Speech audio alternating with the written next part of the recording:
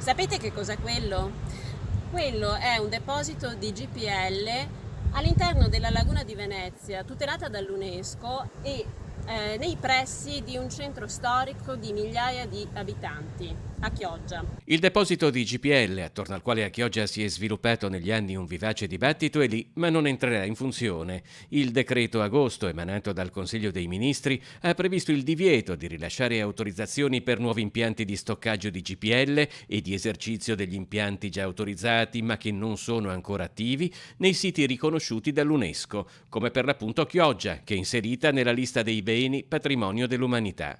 Secondo il ministro per i rapporti con il Parlamento, il veneto Federico D'Incà, si tratta di un'azione fondamentale per la tutela dell'ambiente e della pubblica sicurezza. Erika Baldin è una consigliera regionale di Chioggia.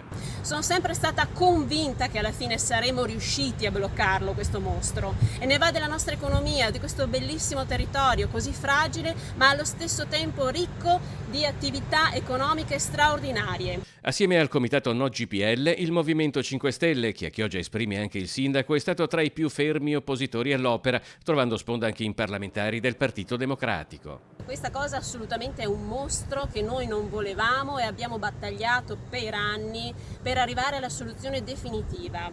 Una soluzione che arriva oggi ed è un risultato straordinario, per cui ringrazio il governo, ringrazio il ministro D'Incà con cui ho collaborato in tutto questo tempo per arrivare a questa soluzione, ovvero la non messa in funzione di un deposito di GPL ai pressi del centro storico di Chioggia. Ai privati che hanno già ottenuto l'autorizzazione grazie alla precedente normativa, ha chiarito il ministro D'Incà, sarà riconosciuto un indennizzo per le spese sostenute che comunque sarà rapportato al solo danno emergente.